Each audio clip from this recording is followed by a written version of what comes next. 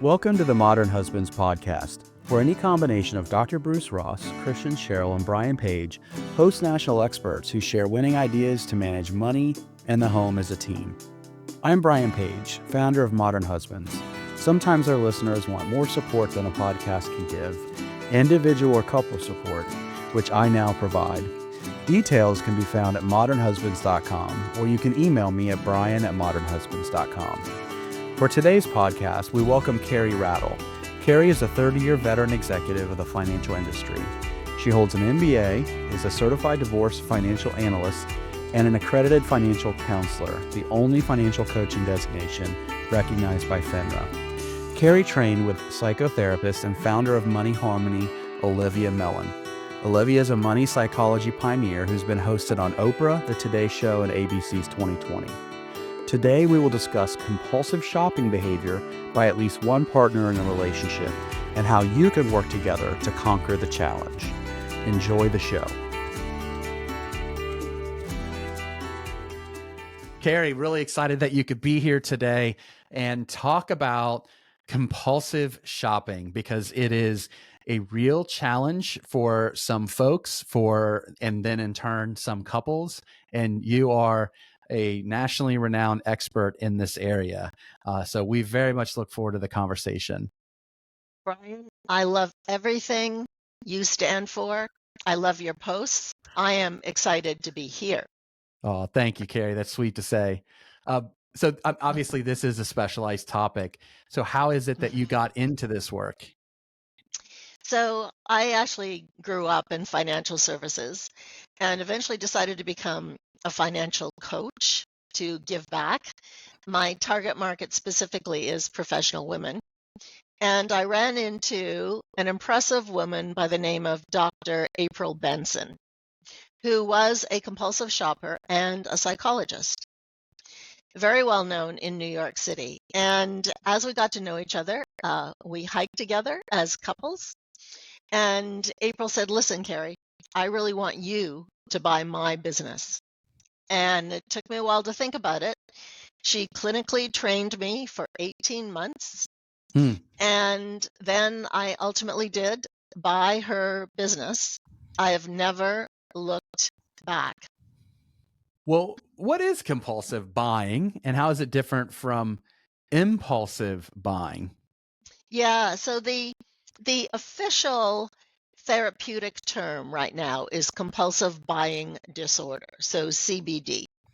It's easily referred to as compulsive shopping, and people who identify themselves refer to themselves as either compulsive shoppers, shopping addicts, or overshoppers.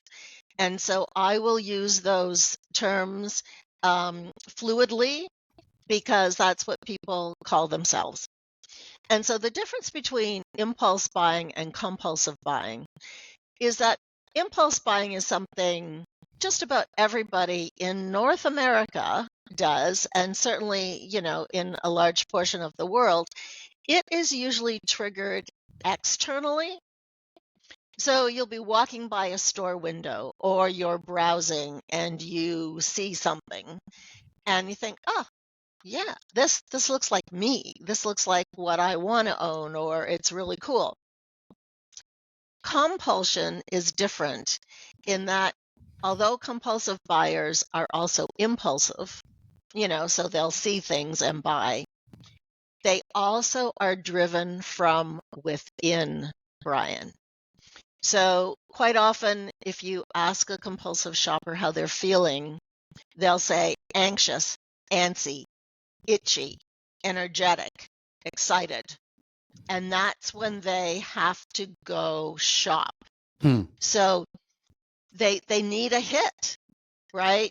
And the difference between compulsive shopping as what I call a behavioral addiction and something like alcohol or substance abuse is that alcohol, you stop, right? You're never going to drink again.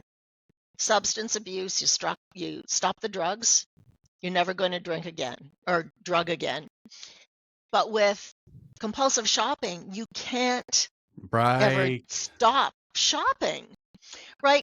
Imagine, if one person in the partnership said, can't do groceries because when I can't buy stuff, I buy more food by accident. So can't do groceries. Can't go into a drugstore to pick up cough medicine because, there's makeup or other gadgets, if you're a guy, compulsive shopper. So you can never stop shopping. You have to go from compulsive to controlled. So it's super hard for people to do that because you can't turn off the tap. And Right. so they go through this agonizing process of, am I over shopping? Am I telling myself a story? Am I denying myself? What's happening here? It's very complex. I never had considered the distinction between like a drug and alcohol addiction where it's just stop and a shopping addiction where you can't. You still have to buy. Why is, compulsive buying, impulsive buying, why is it such a big deal, particularly in relationships? Yeah. So most people think compulsive buying equals debt. And yes, that does affect a relationship. But I will tell you, Brian, that my clients have spanned from 4 million in debt to 100 million in assets, and Wow. every normal person in between. Right? So huge debt, huge wealth. So it goes beyond debt. I would say about half my clients have debt, the other half do not. So there are other things that really start affecting a family. Number one, role model for kids. Children have said to their compulsive parent, why do we have so many boxes? Why is there always stuff in the foyer? Yeah. So, it bothers kids, and or kids learn that stuff equals self-worth, which is not healthy. Financial infidelity happens frequently.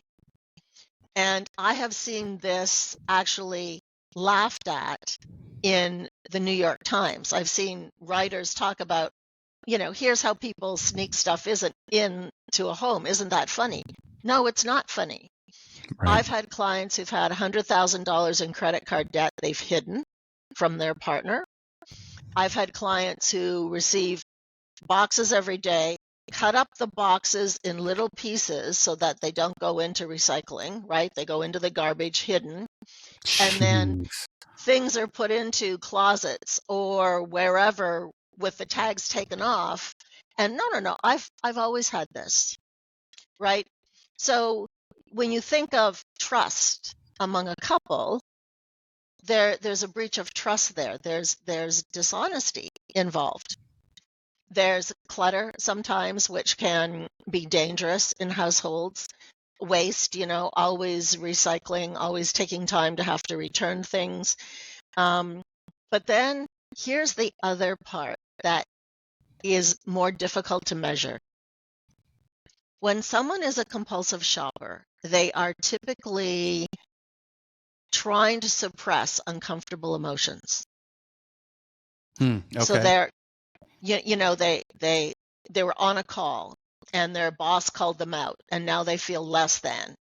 They get off the call, they go shop to buy something that makes them feel more than. Or they'll be fighting with a partner and all of a sudden they, walk out and go to the mall because they don't want to deal with the issue. They don't want to deal with the emotions. Well, here's what happens.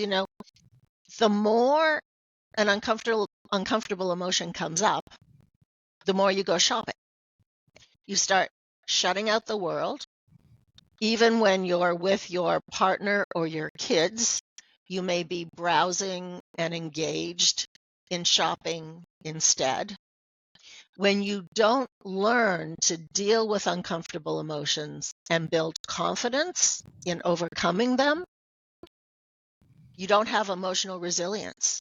So if things start going wrong in the family where you need strength in both partners, you have a partner who does not have that emotional strength, and they can become emotionally dependent on their other partner.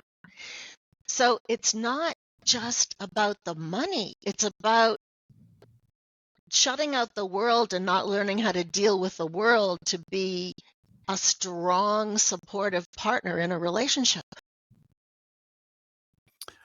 Well said. So compulsive buying, shopping addiction, it seems to be covered in the media regularly, as you were alluding to earlier. But there are a few of you in the country who specialize in this area. Why so few? So there are about, and this is underestimated, there are about 17 million people in the US alone who have this problem. So for Compulsive those shopping. compulsive shopping, for those who are listening, you are not alone by any means. The challenge is that, and I'm going to go back for a second to alcohol. In the 1930s, the first AA group was created. And people thought, oh, he or she is they're just drunk. They'll wake up with a hangover, they'll get over it, no big deal, right? Nobody understood everything else behind that. Here we are almost 100 years later. And I see overshopping as a similar issue. It is the smiled upon addiction. Shop till you drop. Shoppertainment. Go to the mall on the weekend, whether you want to socialize with your friends or the family's going because you can push strollers around. It's inside, it's nice and warm, and you can just shop around. And shopping supports the economy. Right. Yeah, it is. I'm not a conspiracy theorist, so I don't believe there's some sort of I don't know what they call it. It's like evil people in the background that control all of this. But it's true that shopping supports the economy. All of us are going to act in our own best interest. And if you own your own business, you're going to do what you can to encourage people to purchase your product or service. And, if you are someone who is an impulsive buyer, it's going to be harder for you to resist those temptations because they're all around you, right? I mean, consumerism in the United States is really tough for people to deal with, in particular because it's always at our fingertips right now, right? I mean, I can turn my phone on and Amazon's right there, or social media, right? I mean, there's a reason why that people are going to promote goods and services on social media. It's because they can capture your attention with some sort of emotional hook, and you've got your credit card in there that's already autofilled, and you're a click or two away from making the purchase. Listeners have told us that they love the ideas we share on our podcast to manage money in the home as a team, but want more help than one episode can provide. That's why I'm excited to announce On the Same Page Consulting for corporations, couples, and individuals. Visit modernhusbands.com and click Our Services at the top of the page to learn more about how I can help you or your employees manage money in the home as a team. Again, that's modernhusbands.com. Now back to the show. So when clients come to you, how do they feel? And if they mention their partners or their spouses, do they share how they also feel? I will share a quotation with you, which has been said to me so many times. I'm not a stupid person. Why can't I stop? I'm going to share another interesting fact with you. The number one occupation of my clients who come to me are people in the mental health industry. No kidding. Psychiatrists, psychologists, therapists. People who help other people every day, and they're ripping their hair out saying, why can't I fix this? So there's incredible shame, guilt, embarrassment. There was one study I read where somebody had identified that the shame and guilt in overshopping was greater than in alcohol and substance abuse. Wow. So these people are hiding, in denial, and when I ask them, okay, so you mentioned your partner, what do they say? And more often than not, the number one comment is, just stop.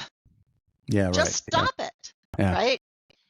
And some are very supportive, either because they've worked with addicts before in their own family, or they've been through addiction and they kind of get it. But yeah, for some reason, it's believed to be a narcissistic behavior, as opposed to almost the inverse. Most compulsive shoppers have low self-esteem. They're trying to buy self-esteem, a sense of belonging, self-actualization, love and affection. They're trying to buy these things through shopping.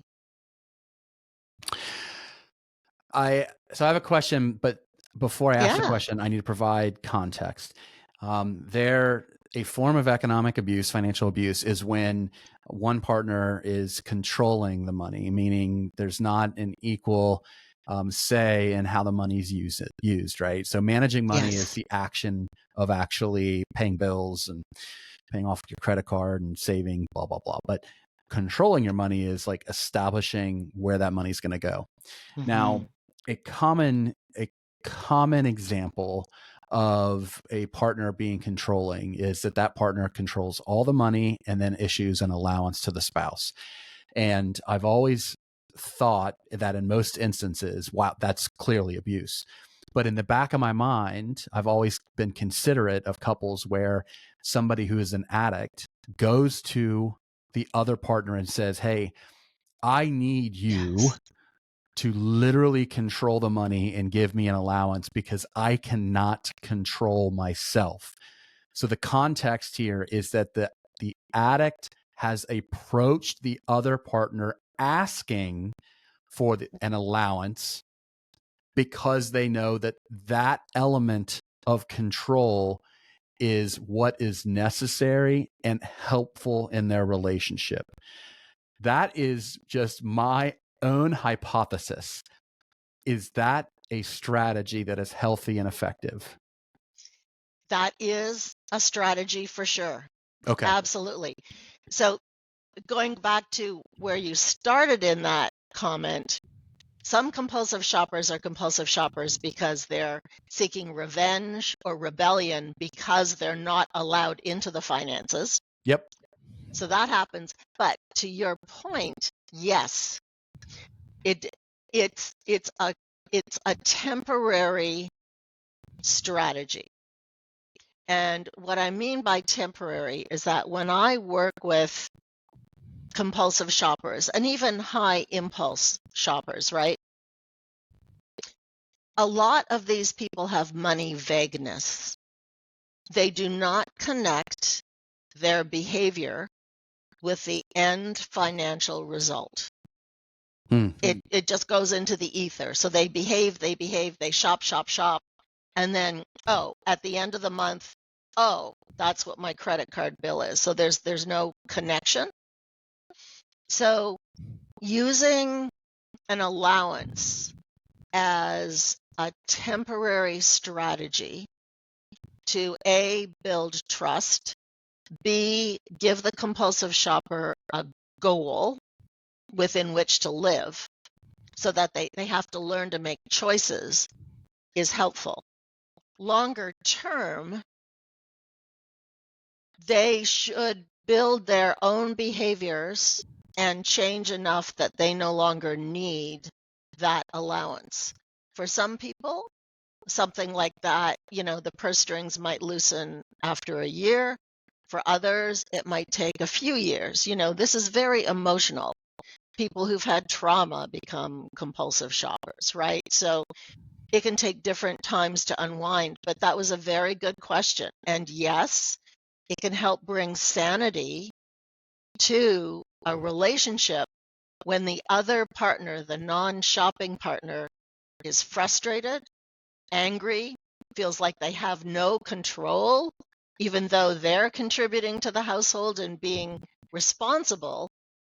It can help the relationship for sure. What are some other strategies partners can use to help the overspender, the impulsive buyer in the relationship?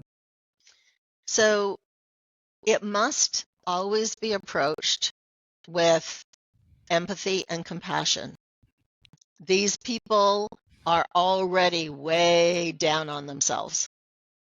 They feel that they have a huge self-discrepancy gap between who they are and how they actually see themselves. So telling them they're bad or irresponsible or not reliable is terrible. So first of all, always with empathy and compassion. I mean, I can't underline this enough because I know the other partner is really angry and frustrated. I so get that. Yeah. But this behavioral addiction, and the nature of an addiction is that you keep on going even when you're harming yourself and others, right? Because you can't stop. So it's important to kind of understand that. It's good to have financial targets, but not a whole budget. Because there is such extreme money vagueness, these people need to work on their behaviors and how they think about themselves and how they learn to regulate their emotions. If you give them a budget saying you have to adhere to each of these lines in a specific way, they will fail because they can't do it. So you don't want to give them an entire budget, but if you say, hey, I see this is where you're spending on groceries or clothing or, suits. Can you buy one less suit this month? Something like that, that's tangible, measurable, but not fully comprehensive on the financial side. That you have to start there. Also, communication, right? And this is such a broad word, and so many experts who are used to working with clients on, as a couple on financial matters can bring a lot to bear here. So I'm going to cover it loosely by saying the person who's an addict in your family or overly impulsive is not comfortable with their emotions. They may not even know what emotion they are feeling. They just know they're uncomfortable.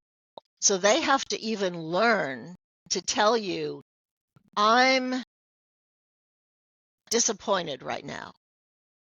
Oh, what does disappointed mean to you? Did you have an expectation of something? So you have to help them figure out what their emotion is, where that emotion generated from, a certain situation or something someone said, and help them figure out how to deal with that rather than run and shop. So this is a real effort in communication because you're teaching someone a new language. So I was talking with somebody yesterday and I said, okay, let's say you need to learn Japanese, right? I used to go to Japan a lot on business. I learned hello, goodbye, thank you, and where's the washroom? That was like number one, right? Right. So you're teaching someone, what are you feeling? And why do you need to shop? So you're taking baby steps with a whole different language here.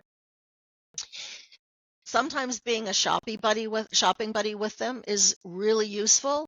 Like, hey, it's that time of the year, right? Let's sit down together. Brian, you and I, let's talk about how we're going to buy our friends gifts, right? So who are our friends, how much do you want to spend? And believe it or not, this is what you're teaching an overshopper. You're teaching them pre-planning, which is something they don't do. They just buy when they want to, right? So you start teaching them pre-planning, and you're teaching them choices. So if you and I have a friend, we see the perfect gift, but $20 over what we wanted to spend. Okay, who are we going to take $20 from so that we balance out our spend, right? So they just need to have a conversation, a buddy to talk about opportunity cost. That's an example. Absolutely. Absolutely. Your target spend, planning ahead, making choices. Yeah, I find that really interesting that essentially you're just trying to switch the part of the brain that they're using, right? I mean, you're switching it from the emotional part of our brain to the prefrontal cortex, that the thinking part of our brain. So the irrational brain is. There was a Stanford neuropsychologist who once said that the rational brain is a slave to the irrational brain, meaning that oftentimes we try to rationalize our irrational behavior, and that in order to be able to make rational, thoughtful decisions, having somebody to talk that through with can be helpful. That's a good strategy. What should they not do? Have high expectations. Okay. So I've had clients say, okay, I've been with you for 4 sessions, Carrie, and my partner came home the other day and said, why is there an Amazon box in the door? So this is not a straight line of downward, less spending. Yeah. This is trying a bit, trying to figure out how to manage their mindset, what they're really looking for in life, right? They're trying to fill needs, right? They're trying to fill holes in their emotional needs. And so, okay, you may find out it's love and affection. So how else can they go get love and affection? Well, they're not going to go buy it, right? So maybe they'll get a puppy. That takes work. Maybe they need to build more friendships. That takes work. So to fill their needs takes time, and that makes them less vulnerable to shopping because they're getting what they really need.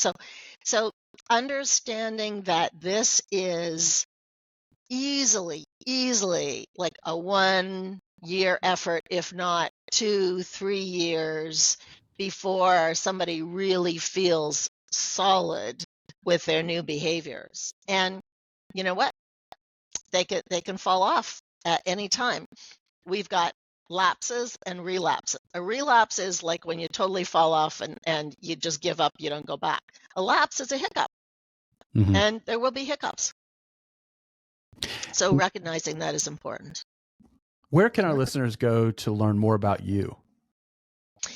So you can certainly find me on my website, behavioralsense.com. I also post as Behavioral Sense on Instagram. I have lots of videos there, short little blurbs on things you can do to help yourselves. So I'm also on LinkedIn under Carrie Rattle. I'm happy to help people. I've built a breadth of products for different wallet sizes and different learning types to help as many of those 17 million people as I can. And we really like to end our podcast by providing listeners with one piece of simple and actionable advice that they can use in their lives right now. What would that be? Start attaching your head to your body again. We as North Americans walk around driving ourselves with our heads only. Oh, I feel sick. I'm really sick, but I've got to get this work done. I've got to get the kids out the door. I've gotta. When we stop listening to our bodies, we stop finding out what our bodies are trying to tell us that we really need. And the more you find out what you really need, the more you're going to fill your true needs in life instead of searching for something else to fill a hole or magically transform you. Don't leave just yet. Be sure to like and subscribe before you do. And a reminder to visit modernhusbands.com if you're looking for money and home management support in your life. Just click the Our Services button at the top of the page. Again, that's at modernhusbands.com. And many thanks to our co hosts, our guests, and of course, all of you for joining today.